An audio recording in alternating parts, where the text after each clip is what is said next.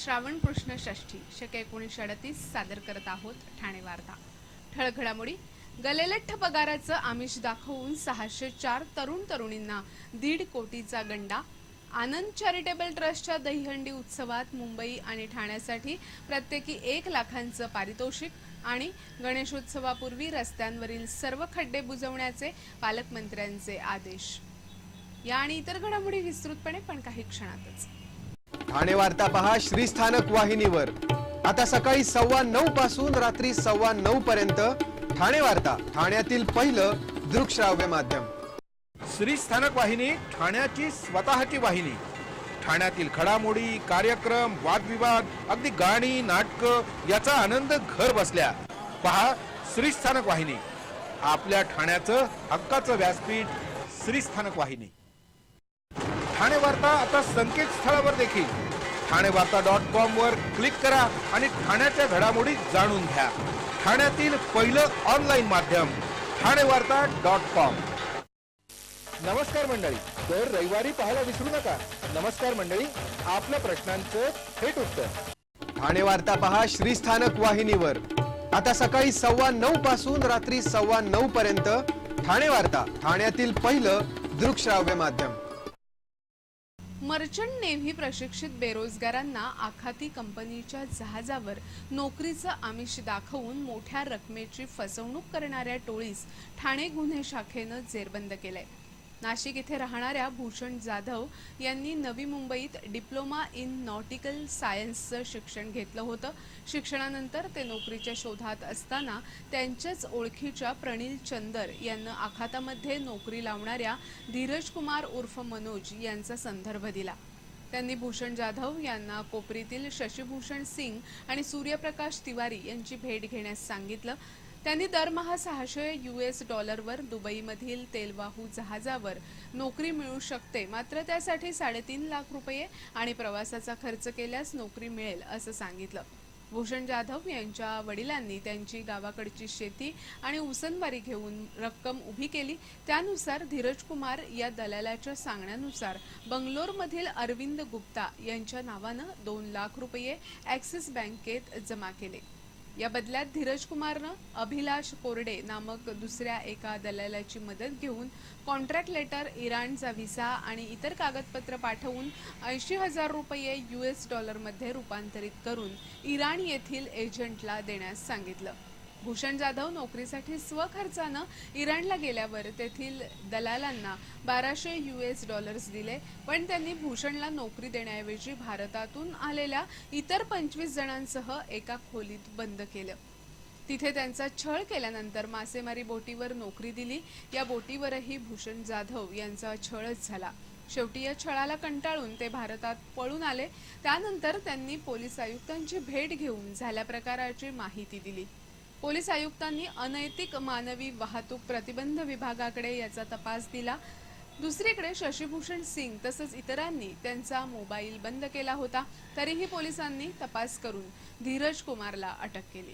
कैलास कोरडेलाही माग काढून पुण्यातून अटक करण्यात आली। तपासादरम्यान या दोघांकडून 1,14,000ची रक्कम हस्तगत करण्यात आली असून अशा प्रकारे आणखी किती बेरोजगारांची फसवणूक करण्यात आली याचा पोलीस शोध घेत आहेत। आनंद चॅरिटेबल ट्रस्ट तर्फे आयोजित केल्या जाणाऱ्या दहीहंडी उत्सवात मुंबई आणि ठाण्याच्या गोविंदांसाठी प्रत्येकी 1 लाखांचं पारितोषिक ठेवण्यात आलं आहे। या दहीहंडी महोत्सवाचे आयोजक खासदार राजन विचारे यांनी एका पत्रकार परिषदेत ही माहिती दिली।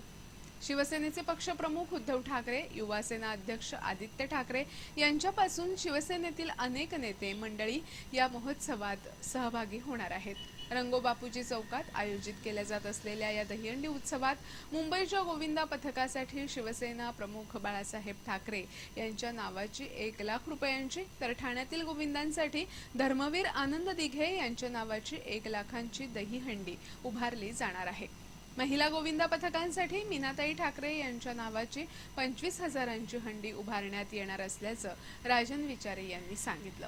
याशिवाय गोविंदा पथकांना 1,000 ते 10,000 रुपयांपर्यंतची रोख पारितोषिकं दिली जाणार आहेत। दहीहंडी उत्सवाबरोबरच करमणुकीसाठी पारंपरिक लोककला, नृत्य, मराठी आणि हिंदी गाणी अशा विविध कार्यक्रमांचं आयोजन करण्यात आलं असल्याचं विचारे यांनी सांगितलं। या दहीहंडी उत्सवामध्ये अत्याधुनिक प्रकाश यंत्रणेचा वापर केला जाणार आहे। दहीहंडी फोडायला येणाऱ्या गोविंदाबरोबरच प्रेक्षकांनाही विमा संरक्षण मिळणार आहे। दहीहंडी फोडण्यासाठी शेवटच्या थरावर जाणाऱ्या गोविंदाला सुरक्षा दोरीचं संरक्षण दिलं जाणार असल्याचं या दहीहंडी उत्सवाचे आयोजक राजन विचारे यांनी सांगितलं। गणेशोत्सवापूर्वी रस्त्यांवरील सर्व खड्डे बुजवण्यासाठी जिल्ह्यातील सर्व स्थानिक स्वराज्य संस्था, जिल्हा प्रशासन आणि संबंधित यंत्रणांनी समन्वय साधून युद्धपातळीवर काम हाती घ्यावं असे निर्देश पालकमंत्री एकनाथ शिंदे यांनी सर्व महापालिका, नगरपालिका तसंच जिल्हा प्रशासनाला दिले आहेत।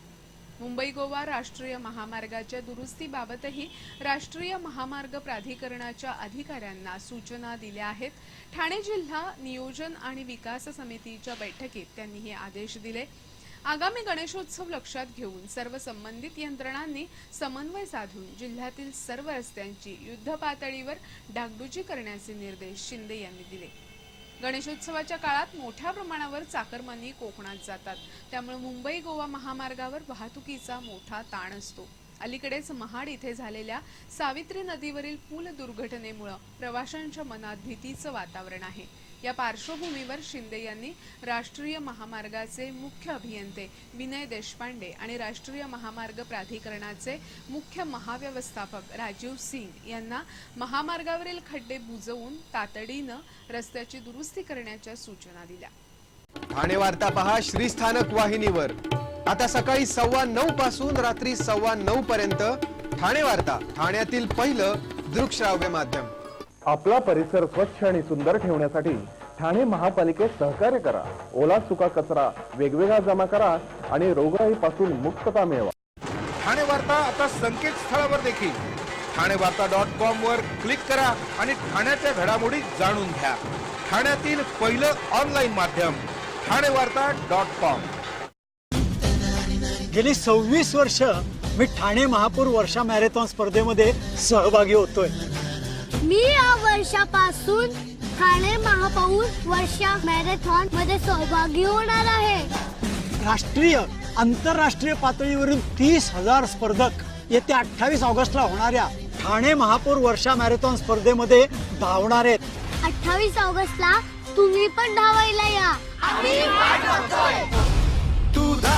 बघितलं एवढा उत्साह यांच्यात, असाच उत्साह आपल्यामध्ये राहू द्या आणि येत्या 28 ऑगस्टला ठाणे महापौर वर्षा मॅरेथॉन मध्ये सहभागी व्हा। परिसर स्वच्छ ठेवूया, आरोग्यासाठी धावूया।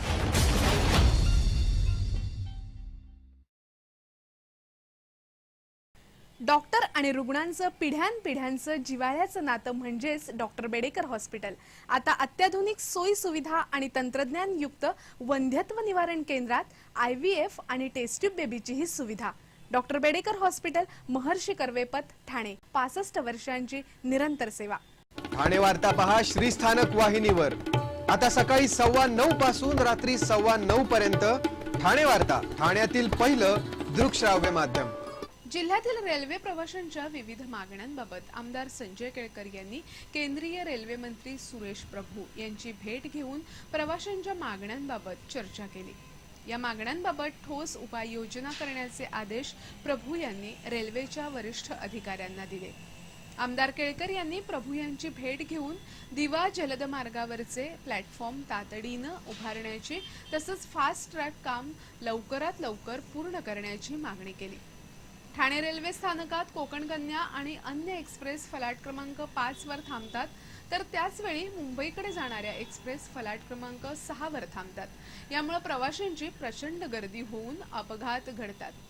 कोकणात जाणाऱ्या एक्सप्रेस गाड्या फलाट क्रमांक 5 ऐवजी 7 वर थांबवल्यास प्रवाशांची गैरसोय टळेल आणि अपघात टाळता येतील, अशी कोकण प्रवासी सेवा संघाने केलेली मागणी केळकर यांनी सुरेश प्रभू यांच्या निदर्शनास आणली। या संपूर्ण मागण्यांबाबत तातडीनं कार्यवाही करण्याच्या सूचना रेल्वे मंत्री सुरेश प्रभू यांनी मुंबई विभागाच्या वरिष्ठ अधिकाऱ्यांना केल्या। केरलिया संस्थेच्या यात्रा समितीच्या प्रलंबित मागण्यांची पूर्तता करावी, धुसिया समाज बूट पॉलिश व्यावसायिकांना रेल्वे स्थानकात अधिकृत बूट पॉलिश करण्याचा परवाना देण्यात यावा अशी ही मागणी आमदार केळकर यांनी रेल्वे मंत्र्यांकडे केली. सर्वोच्च न्यायालयाच्या निर्णयामुळे दहीहंडीच्या थरांच्या थराराला ब्रेक लागला असताना ठाण्यात महाराष्ट्र नवनिर्माण सेनेनं 9 थरांच्या दहीहंडीसाठी 11 लाखांचं बक्षीस जाहीर केलंय. ठाण्यातील भगवती शाळेच्या मैदानात ही 9 थरांची हंडी उभारण्यात येणार असून त्याची जय्यत तयारी सुरू आहे. या उत्सवासाठी महाराष्ट्र नवनिर्माण सेनेचे प्रमुख राज ठाकरे उपस्थित राहणार असल्याचं सांगितलं जातं. पोलिसांकडून दहीहंडी आयोजकांना नोटिसा बजावण्याच्या हालचाली सुरू झाल्या आहेत. सर्वोच्च न्यायालयानं दहीहंडीची उंची 20 फुटापर्यंत असावी तसंच 18 वर्षाखालील गोविंदांचा सहभाग दहीहंडीत नसावा असे स्पष्ट निर्देश दिले आहेत. तरीही ठाण्यात महाराष्ट्र नवनिर्माण सेनेनं दहीहंडीच्या 9 थरांसाठी 11 लाखांचं बक्षीस जाहीर करून खळबळ उडवली आहे. यापूर्वी अनेकांनी दहीहंडीच्या निमित्तानं आपली राजकीय पोळी भाजली, पण न्यायालयीन निर्णयामुळे एक हिंदू सण कायमचा संपवण्याचे हे षडयंत्र आहे. एकीकडे सरकारने कारवाई करण्याचे संकेत दिले असताना महाराष्ट्र नवनिर्माण सेनेनं जोरदार तयारी सुरू केली आहे. दहीहंडीच्या पार्श्वभूमीवर संस्कृती प्रतिष्ठानचे सर्वेसर्वा शिवसेना आमदार प्रताप सरनाईक यांनी कान्हा हा मराठी चित्रपट बनवला आहे. या चित्रपटात दहीहंडीसाठी रंगलेले द्वंद्व दाखवले. मात्र हा चित्रपट प्रदर्शित होण्यापूर्वीच सेनेचा हा कान्हा महाराष्ट्र नवनिर्माण सेनेकडून हायजॅक केल्याचं बोललं जातंय. वाडा मनोर रस्त्यावर शनिवारी रात्री झालेल्या अपघाताची गंभीर दखल सार्वजनिक बांधकाम मंत्री एकनाथ शिंदे यांनी घेतली असून या रस्त्याचं काम करणाऱ्या सुप्रीम कंपनीला 2 दिवसात खड्डे न बुजवल्यास या रस्त्यावरील टोल वसुली थांबवण्यात येईल असा इशाराही दिला आहे. वाडा मनोर रस्त्यावर शनिवारी रात्री खड्डे चुकवण्याच्या प्रयत्नात असलेल्या एका दुचाकीला ट्रकनं धडक दिल्यामुळे दोघांचा मृत्यू झाला तर एक जण गंभीर जखमी झाला. याची दखल घेऊन शिंदे यांनी सार्वजनिक बांधकाम विभागाचे सचिव CP जोशी यांना या रस्त्याचे काम करणाऱ्या सुप्रीम कंपनीला तातडीनं नोटीस देऊन 2 दिवसात रस्ते बुजवण्याचे आदेश देण्याची सूचना केली.